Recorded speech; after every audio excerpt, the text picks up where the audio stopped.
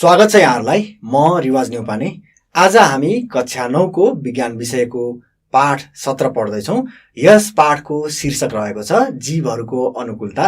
यसलाई अङ्ग्रेजीमा adaptation of organisms पनि भन्न सकिन्छ। यस पाठ अन्तर्गत आज हामीले पढ्ने विषयवस्तु ब्याक्टेरियासँग सम्बन्धित रहेको छ। आउनुहोस् आजको कक्षा सुरु गरौँ। ब्याक्टेरियाको परिचय साथसाथै प्रकार र यसको महत्त्वको बारेमा पढ्नेछौँ। त्यसैगरी आजको कक्षाको दोस्रो भागमा हामीले मानिसका लागि हानिकारक ब्याक्टेरियाहरूको बारेमा जानकारी हासिल गर्नेछौँ र अन्त्यमा गएर ब्याक्टेरियाबाट फैलिने विभिन्न रोगहरूलाई कसरी नियन्त्रण गर्न सकिन्छ भन्ने बारेमा पढ्नेछौँ। सुरुवात ब्याक्टेरियाको परिचयबाट गरौँ। ब्याक्टेरिया भनेको के हो भन्ने विषयमा कुरा गर्दाखेरि ब्याक्टेरिया अति सूक्ष्म जीव हो।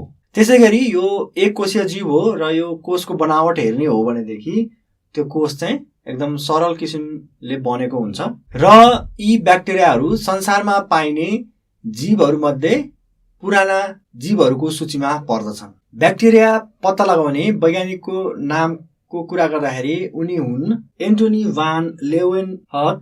आफैले बनाएको एउटा सूक्ष्मदर्शक यन्त्रको सहायताले पानीको थोपामा रहेको ब्याक्टेरियालाई चाहिँ पहिलो पटक देख्न सफल भएका थिए र उनले ब्याक्टेरियाहरूलाई स्मल एनिमल अथवा साना जनावरहरू भनेर नामाङ्करण गरेका थिए। यी साना जनावरहरूलाई यी स्मल एनिमलहरूलाई सन् 1848 मा एहरनबर्गले ब्याक्टेरिया भनेर नाम चाहिँ दिएका थिए र पछि सन् 1854 मा कोहनले ब्याक्टेरियालाई बिरुवाको रूपमा वर्गीकरण गरेका थिए। लुइस पास्चर र रोबर्ट कोचले गरेको कामबाट उनीहरूले के भन्न सक्षम भएका थिए भनेदेखि ब्याक्टेरियाले बिरुवा, जनावर र मानवमा विभिन्न प्रकारको रोगहरू सार्न सक्छ भन्ने कुरा चाहिँ उनीहरूले गरेको अन्वेषण खोजबाट चाहिँ उनीहरूले भन्न सफल भएका थिए र हालको समयमा आएर हामीले ब्याक्टेरियाको अध्ययन गर्ने विज्ञानलाई ब्याक्टेरियोलोजी भनेर चिन्दछौँ। ब्याक्टेरियाको स्ट्रक्चर अथवा बनावटको कुरा गर्ने हो भनेदेखि हामीले थाहा पाइसकेका छौँ ब्याक्टेरियाहरू अति नै सूक्ष्म जीवहरू हुन्। ब्याक्टेरियाहरूको सेल वाल चाहिँ निश्चित प्रकारको रहेको हुन्छ भनेदेखि यिनीहरूको कोषलाई हामीले अध्ययन गर्ने हो भनेदेखि यिनीहरू प्रोकार्योटिक प्रकृतिका हुन्छन्। यसको अर्थ के भयो त यो ब्याक्टेरियाको सेलहरूमा निश्चित न्युक्लियस चाहिँ हुँदैन र यी ब्याक्टेरियाहरूले भिटामिन संश्लेषण गर्दछन्। त्यो भनेको भिटामिन बनाउने काम गर्दछन् र यिनीहरूमा हरित कण त्यो भनेको ग्रीन पिगमेन्ट जसलाई हामी क्लोरोफिल पनि भन्न सक्दछौँ यो पाइन्छ र धेरै जसो ब्याक्टेरियाहरू चाहिँ परजीवीको रूपमा रहेका हुन्छन् र यिनीहरूले रोग सार्ने काम गर्दछन्, परजीवी अथवा प्यारासाइट्स। यो त भयो यिनीहरूको बनावटको बारेमा।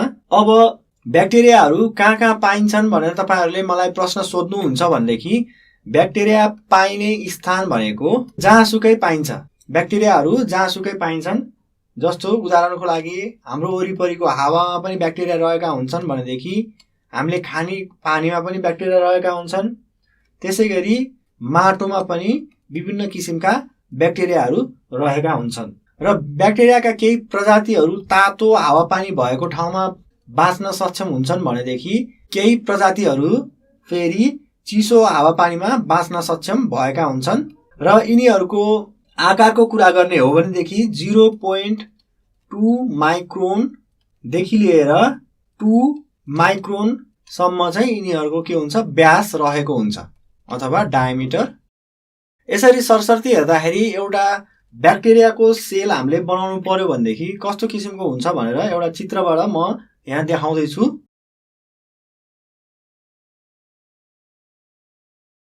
ब्याक्टेरियाको सेललाई हेर्ने हो भनेदेखि बाहिर सबभन्दा बाहिरपट्टि क्याप्सुल रहेको हुन्छ जसले यो ब्याक्टेरियाको सेललाई संरक्षण गरेर प्रोटेक्ट गरेर राखेको हुन्छ। यो भन्दा भित्र हामीले सेल वाल पाउन सक्छौँ र सेल वाल भन्दा भित्र पनि प्लाज्मा मेम्ब्रेन रहेको हुन्छ। प्लाज्मा मेम्ब्रेन भित्र जुन तरल पदार्थ रहेको हुन्छ हामीलाई थाहा छ त्यसलाई के भनिन्छ, साइटोप्लाज्म भनेर भनिन्छ र भित्र मसिना यी राइबोसोम्सहरू पनि रहेका हुन्छन् र यो ब्याक्टेरियाको सेलमा मैले अघि पनि भनिसकेँ न्युक्लियस चाहिँ राम्रोसँग विकसित भएको हुँदैन तर वंशाणुगत गुण बोक्नको लागि यिनीहरूमा चाहिँ डिएनए रहेको हुन्छ।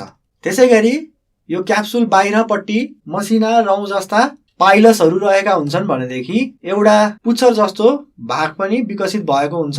यो पाइलस र यो पुच्छर जस्तो भागले चाहिँ यो ब्याक्टेरियाको लोकोमोसन अथवा एक ठाउँबाट अर्को ठाउँमा जाँदाखेरि यिनीहरूले मद्दत गर्दछन्। यो पुच्छर जस्तो भागलाई हामी फ्ल्याजेलियम भनेर भन्न सक्छौँ। यो चित्र के को भयो त? ब्याक्टेरियाको भयो। अब हामी ब्याक्टेरियाको प्रकारको बारेमा कुरा गर्दैछौँ। ब्याक्टेरियाहरू विभिन्न प्रकारका रहेका हुन्छन्। ती मध्ये पनि हामीले ब्याक्टेरियालाई 4वटा भागमा विभाजन गर्न सक्दछौँ। पहिलो किसिमको ब्याक्टेरिया रहेको छ कोकस। यो कोकस ब्याक्टेरियाको सेलहरू चाहिँ गोलाकार रहेको हुन्छ र यसको उदाहरणको तपाईहरुले कुरा गर्नुहुन्छ भनेदेखि यन गोनोरिया, त्यस पछाडि यन मेनिन्जाइटिस, यिनीहरू चाहिँ यो कोकस ब्याक्टेरियाको उदाहरण भयो। त्यसैगरी अर्को प्रकारको ब्याक्टेरियाको कुरा गर्ने हो भनेदेखि त्यो प्रकार रहेको छ बेसिलस। बेसिलस प्रकारका ब्याक्टेरियाहरू अथवा बेसिलस ब्याक्टेरियाहरू चाहिँ रड आकारमा हुन्छन्, यस्तो खालको रड शेपमा हुन्छन् र यिनीहरूको उदाहरणको कुरा गर्नुहुन्छ भने तपाईहरुले सी डिप्थेरिया, त्यसैगरी भाइब्रियो कोलेरा, यिनीहरू चाहिँ बेसिलस ब्याक्टेरियाका उदाहरणहरू भए। त्यसैगरी अर्को प्रकारको ब्याक्टेरिया रहेको छ स्पिरिलम। स्पिरिलम ब्याक्टेरियाको आकारको कुरा गर्नुहुन्छ भनेदेखि यो चाहिँ यस्तो स्पाइरल शेपमा अथवा यो स्प्रिङको आकारमा रहेका हुन्छन् र यसको उदाहरण तपाईहरुले खोज्नुहुन्छ भनेदेखि क्लामाइडोफिला न्युमोनी, त्यसैगरी ट्रेपोनेमा क्याराटियम, यिनीहरू चाहिँ स्पाइरेलियम ब्याक्टेरिया भए। र अर्को प्रकारको चौथो तथा अन्तिम प्रकारको ब्याक्टेरियाको कुरा गर्ने हो भनेदेखि त्यस्ता ब्याक्टेरियाहरूलाई चाहिँ फिलामेन्ट अथवा माइसेलिया भनेर भनिन्छ। यस्तो ब्याक्टेरियाहरूको शरीर चाहिँ एकदमै लामो, यो सेलहरू कोषहरू चाहिँ एकदमै लामो यसरी रहेको हुन्छ र यी ब्याक्टेरियाहरूले यस्तो किसिमको यो जराको जस्तो अथवा मसरुमको माइसेलियम भनेर तपाईहरुले पढ्नु भएको छ नि, हो त्यस्तो जस्तो स्ट्रक्चर अथवा बनोट चाहिँ बनाउँदछन्। अब यस्तो किसिमको ब्याक्टेरियाको कुरा गर्नुहुन्छ भनेदेखि उदाहरणको लागि नोक्यान्डिया, त्यसैगरी थायोथ्रिक्स नामक ब्याक्टेरियाहरू चाहिँ यो फिलामेन्ट ब्याक्टेरिया अथवा माइसेलिया ब्याक्टेरियाहरू भए। अबको चरणमा हामीले ब्याक्टेरियाको महत्व अथवा इम्पोर्टेन्स अफ ब्याक्टेरिया को बारेमा पढ्दैछौँ। ब्याक्टेरिया किन महत्वपूर्ण छ त भन्ने विषयमा हामी अध्ययन गर्दैछौँ। 1 नम्बर बुँदामा मैले के लेख्न सक्छु त, ल्याक्टोबेसिलस र एसिडोफिलस नामक ब्याक्टेरियाहरू चाहिँ हामीले दहीमा पाउन सक्छौँ। यसको अर्थ के भयो त, दूधलाई दही बनाउनको लागि यी ब्याक्टेरियाहरू चाहिने रहेछ भनेर हामी बुझ्न सक्छौँ। त्यसैगरी 2 नम्बर बुँदामा ब्याक्टेरियाले कम्पोस्ट मल बनाउन सहयोग गर्छ। त्यसैगरी 3 नम्बर बुँदामा सजीवको शरीर कुहाउन मद्दत गर्छ। यसको अर्थ के भयो भनेदेखि कुनै पनि सजीव मरिसकेका छन् भनेदेखि ती सजीवहरूलाई कुहाएर माटोमा मिसाउने काम चाहिँ ब्याक्टेरियाले गर्दछन्। र केही ब्याक्टेरियाहरूले हावामा रहेको नाइट्रोजनलाई नाइट्रेटमा बदलेर माटोमा मिलाउने काम गर्दछन् र यस्ता ब्याक्टेरियाहरूलाई हामी नाइट्रोजन फिक्सिङ ब्याक्टेरिया पनि भन्न सक्दछौँ। यस्ता ब्याक्टेरियाहरूले त्यसो भए के गर्ने रहेछन् त, यो सोइलको अथवा माटोको उर्वरा क्षमतालाई कायम गर्न मद्दत गर्ने रहेछन्। यो नाइट्रोजन फिक्सिङ ब्याक्टेरियाको एउटा उदाहरण तपाईले खोज्नुहुन्छ भनेदेखि त्यो उदाहरण चाहिँ राइजोबियम रहेको छ। राइजोबियम भनेको नाइट्रोजन फिक्सिङ ब्याक्टेरिया हो जसले हावामा रहेको नाइट्रोजनलाई नाइट्रेटमा परिणत गरेर माटोमा मिलाउने काम गर्दछ। यी त भए ब्याक्टेरियाका केही महत्त्वपूर्ण बुँदाहरू। अब हामी मानिसका लागि हानिकारक ब्याक्टेरियाहरूको बारेमा पढ्दैछौँ।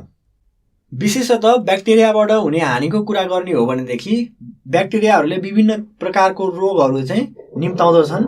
जस्तो उदाहरणको लागि ब्यासिलरी डिसेन्ट्री भनेको आउँ, डायरिया झाडा पखाला, कोलेरा भनेको हैजा, निमोनिया, ट्युबरकुलोसिस अथवा टिबी छोटकरीमा, मेनिन्जाइटिस, टिटानस, लेप्रोसी यो भनेको कुष्ठ रोग, सिफिलिस यो भनेको भिरिङ्गी, गोनोरिया यो भनेको धातु रोग नेपालीमा, र प्लेग। यी सबै रोगहरू मैले रोगहरूको जति पनि यहाँ नाम लेखेँ नि, यी सबै रोगहरू चाहिँ ब्याक्टेरियाको कारणले गर्दाखेरि लाग्ने रोगहरू हुन्।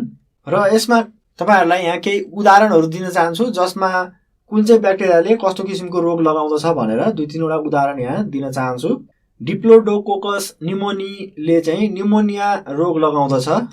त्यसै गरी भिब्रियो कोलेराले हैजा अथवा कोलेरा रोग फैलाउँदछ र साल्मोनेला टाइफीले टाइफाइड रोग चाहिँ फैलाउँदछ।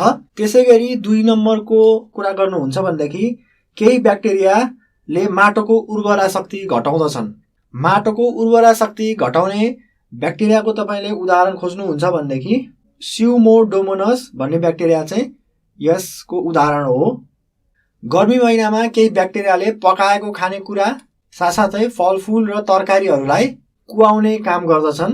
त्यसै गरी केही ब्याक्टेरियाले बिरुवामा दाग देखिने, जरा नरम हुने जस्ता रोगहरू ल्याउँछन्। यी त भए ब्याक्टेरियाहरूले कस्तो किसिमको हानि पुर्याउँछ भन्ने सन्दर्भमा पढिएका कुराहरू। अब ब्याक्टेरियालाई कसरी नियन्त्रण गर्न सकिन्छ भन्ने बारेमा अथवा ब्याक्टेरियाबाट उत्पन्न हुने रोगहरूलाई कसरी नियन्त्रण गर्न सकिन्छ भन्ने बारेमा केही कुरा गरौँ। Control measures of bacterial disease अथवा ब्याक्टेरियल रोगको नियन्त्रण। बोट बिरुवामा ब्याक्टेरियाको संक्रमण रोक्नको लागि हामीले बोट बिरुवा उब्जाउने क्रममा ब्याक्टेरिया नलागेको बिरुवा चाहिँ छान्नुपर्छ अथवा ब्याक्टेरिया नलागेको बिउ चाहिँ हामीले छान्नुपर्छ। त्यसै गरी एन्टिब्याक्टेरियल औषधिको प्रयोग गर्न सकिन्छ। ब्याक्टेरियाको संक्रमण भएमा अथवा ब्याक्टेरियाबाट लाग्ने विभिन्न रोगहरू लागेमा एन्टिबायोटिक औषधिहरूको प्रयोग गर्न सकिन्छ। र कुनै व्यक्तिलाई ब्याक्टेरियाले लाग्ने रोग लागिहाल्यो भनेदेखि तुरुन्त डाक्टरको सल्लाह बमोजिम औषधिहरू खान सकिन्छ र औषधि खाने क्रममा यदि रोग सर्छ भनेदेखि, सर्ने किसिमको रोग छ भनेदेखि ती व्यक्तिहरूले चाहिँ अरूलाई रोग नसरोस् भनेर सावधानी अपनाउनु पर्छ। यस्ता कामहरू गर्यौँ भनेदेखि हामीले ब्याक्टेरियाबाट लाग्ने रोगहरूलाई कम गर्न सक्छौँ। हामी आजको कक्षाको अन्त्यतिर आइपुगेका छौँ। आज हामीले के पढ्यौँ भन्ने बारेमा सरसर्ती एकचोटि हेरौँ। सुरुमा हामीले ब्याक्टेरियाको परिचय, त्यसै गरी ब्याक्टेरियाको प्रकार, यसको 4वटा प्रकार हुन्छ भन्ने बारेमा हामीले जानकारी हासिल गऱ्यौँ र ब्याक्टेरियाको महत्त्व चाहिँ कस्तो रहेको छ भन्ने कुरा पनि हामीले पढ्यौँ। त्यसै पछाडि ब्याक्टेरिया चाहिँ हानिकारक ब्याक्टेरियाहरू पनि हुन सक्छन् भन्ने बारेमा पढ्यौँ र त्यसबाट ब्याक्टेरियाहरूबाट लाग्ने केही रोगहरूको नाम पनि हामीले अध्ययन गऱ्यौँ र अन्त्यमा गएर ब्याक्टेरियाबाट लाग्ने रोगहरू चाहिँ कसरी नियन्त्रण गर्न सकिन्छ भन्ने बारेमा केही बुदाहरू हामीले अध्ययन गऱ्यौँ। जाँदै निम्न प्रश्नहरू तपाईँहरूलाई गृह कार्यको रूपमा दिँदैछु। प्रश्न नम्बर 1, ब्याक्टेरियालाई किन प्रोकार्योट भनिन्छ? प्रश्न नम्बर 2, ब्याक्टेरियाबाट मानिसमा लाग्ने विभिन्न रोगहरूको नाम लेख्नुहोस्। प्रश्न नम्बर 3, ब्याक्टेरियाका विभिन्न प्रकार छुट्याउनुहोस्। प्रश्न नम्बर 4, ब्याक्टेरियाको महत्त्व के रहेको छ? प्रश्न नम्बर 5, ब्याक्टेरियाबाट लाग्ने रोग नियन्त्रण गर्न के गर्न सकिन्छ? आजको कक्षा सकिएको छ। जाँदै तपाईँहरूलाई कुनै अप्ठ्यारो पर्यो भनेदेखि हामीलाई सम्पर्क गर्न चाहिने इमेल ठेगाना दिएर जाँदैछु। हाम्रो इमेल ठेगाना रहेको छ learning@dearwork.edu.np। यस इमेल ठेगानामा गएर तपाईँहरूले आफ्नो जिज्ञासा साथसाथै हामीलाई कुनै सल्लाह सुझाव दिन चाहनुहुन्छ भनेदेखि ती सल्लाह सुझाव पनि हामीलाई पठाउन सक्नुहुनेछ। आजको कक्षा सकिएको छ। धन्यवाद।